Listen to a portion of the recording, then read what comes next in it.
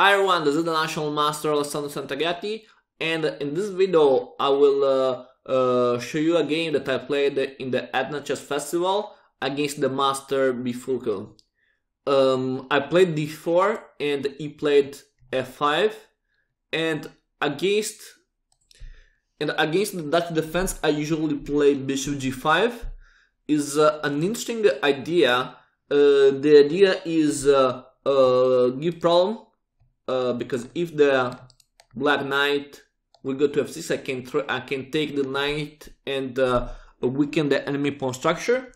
And if h6, I can go to h4, and after g5, I played e4.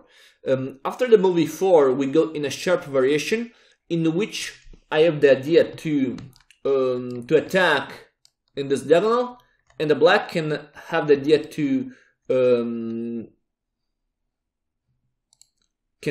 to trap my bishop. And he played rook a7. I think this variation is not so good for black. I prefer play the variation with bishop g7. I think it's better for black, this variation. He played the rook h7, and I don't think it's a good variation because after queen h5 check, rook f7, I found a very important move for white, because I said, yes, the black has the idea to trap the bishop. Okay, no problem. I sacrifice it for the pawn, and after that, the black has to take the bishop, and now I can bring my knight to f3. And this move is very strong because I can make pressure against g5, I can bring my knight to e5, and then okay, I give two minor pieces for the rook, and it's good if I can have the h4 pawn pass, because this can be very dangerous. And in the game he played knight f6. The knight is attacking my queen, and the same time is attacking the pawn e4. Not a problem for me because I can stay in the same diagonal. Queen g6 is very important to pin the rook. And now after knight e4, I don't need to take the pawn g5 because I can play knight e5, and after that the black is forced to defend the rook, and the only move is knight e6. And now, okay, I said for me it's important to have a pass pawn, but it's also important to have this rook pinned. And for this reason I played the very important move for white, h4. h4 is very good because if the black take the pawn, okay, now I can bring my rook here and I can add more pressure against the rook. To the example, if e6, to add another defender, I can take the rook, then bring my rook to h7, and the only move now is defend with the queen e7. And now bishop e2 is very strong because I can bring my bishop here. And the only way to add a new defenders for this knight is play knight c6. And now I can play bishop h5. And then knight d8 is forced. But we can understand easily that this position is very bad for black because all the pieces are completely blocked to defend the knight to f7. And the black is without play here. Now I can simply play knight c3, castle queenside, and add new pieces to make more pressure. So the white I think has a winning position here, and for this reason it's wrong to take the pawn. And I think the best option is the move that played my opponent, played g4. So g4 I think is okay, but after that I go in a forced variation in which I will take the exchange. We can see it because now I push the pawn h5, and the only move I think is e6. Because it's impossible now to stall my pawn, and now it's important for me play immediately knight takes f7, because if I push the pawn immediately, it's a bad mistake for me, because now there is queen f6, and this move is very strong because now I can't trade the queen, because if I trade the queen, rook takes, and now after h7 there is bishop g7, and the black can give only the piece now and can cover, so I don't take the exchange in this way. So it's a mistake push immediately. So for me it's very important take the rook, and only after that push h6. This move position is very strong because now it's impossible to stop the pawn. The only move is sacrifice a piece for this pawn, and he played it correctly. Queen g5, now I have to trade the queens, and after that h7. And now the black is forced to give the knight for the pawn, and I took a position in which, okay, I'm a pawn down, but at the exchange, so white is clear better. He played knight c6, correct, to attack the pawn d4, and now I played c3 to defend it and also to cover the square b4. d5. Interesting move, I think. The idea is castle as soon as possible, and it's impossible for me to take this pawn, because if I take, there is easily bishop e7, and then my rook will be trapped, so it's a mistake for me this. So in theory is without defenders, but I cannot take the pawn. For this reason I played knight d2, because my idea was to hold the pieces as soon as possible, and after bishop d7 I castle long. Same thing for black, and here I played another important move, because okay, white is up, white is better for the exchange, but the black has the bishop pair, and my idea was block the position with f4 and allow the en passant, but in this case I can develop my pieces quickly, and was a good thing for me. So I played f4, and now it chooses to take, and I develop immediately my knight to f3, because if I don't push f4, my knight is blocked, and the only square could be b3, but it's not so good because it's without good squares after that.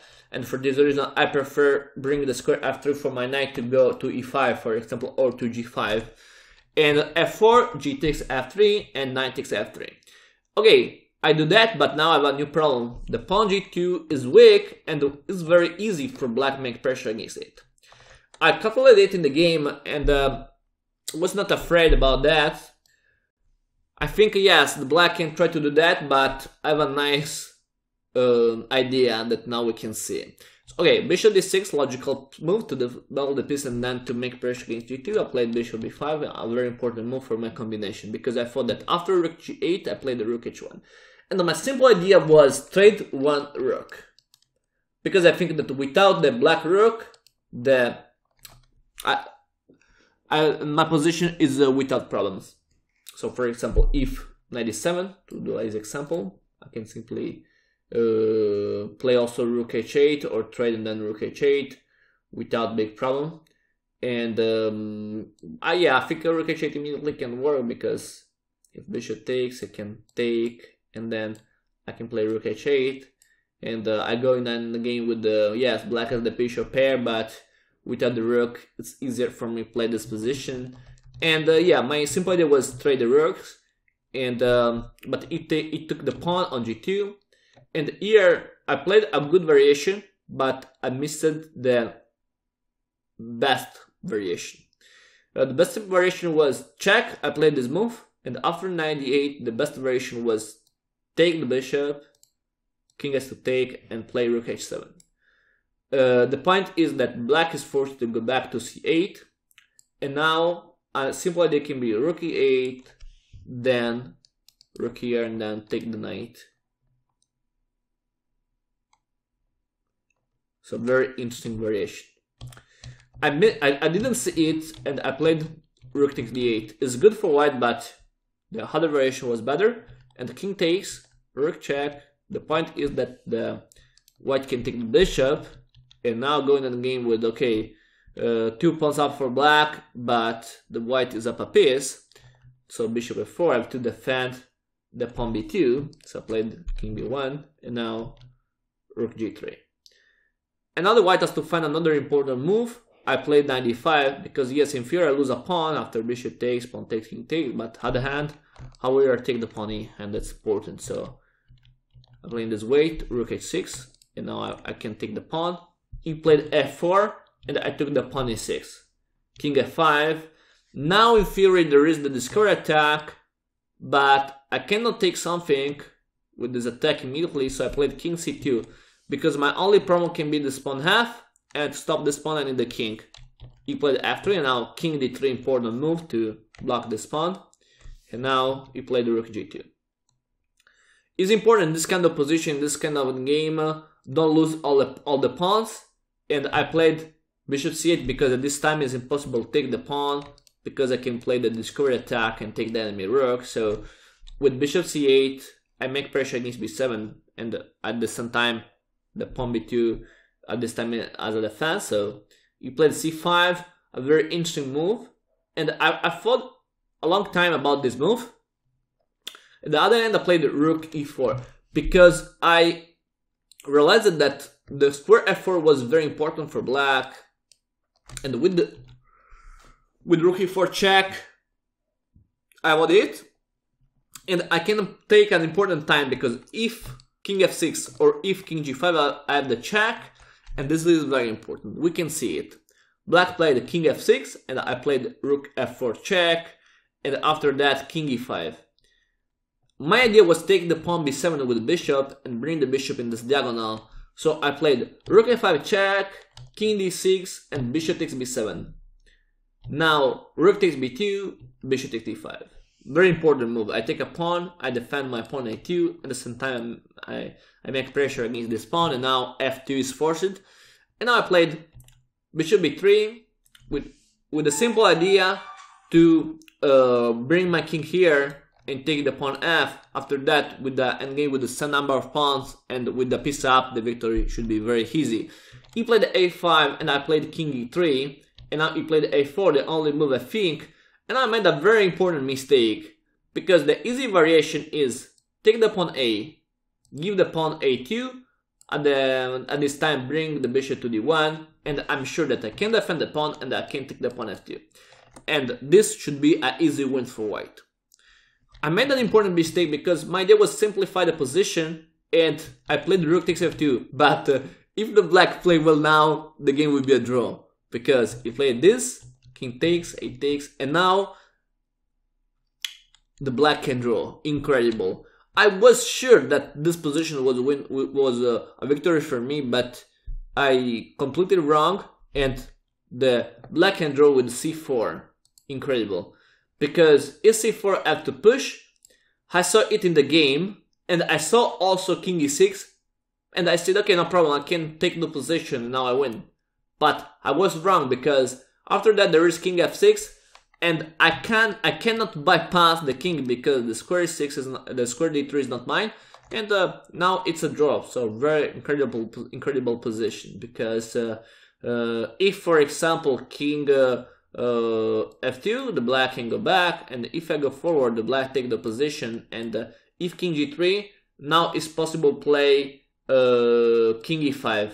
I know it's not so easy, because if King E4 I win because there is King G4, and when King D3 I can push the pawn, and on the other hand probably I can win the game because there is maybe King D2, B7, push, Queen, and after the push maybe I can win, but I have to pay attention, because if the king can go in the corner, it's possible draw. So I think I have to play very well. King here, King D1 is forced, King F3, and it's very nice because if Queen, now there is checkmate, but okay, it's not so easy, see it before.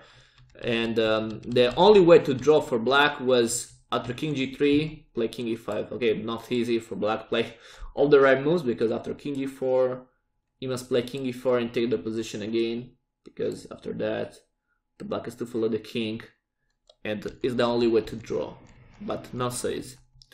Yeah, I didn't see it, and my opponent didn't see it, so it was good for me, and they played King E6.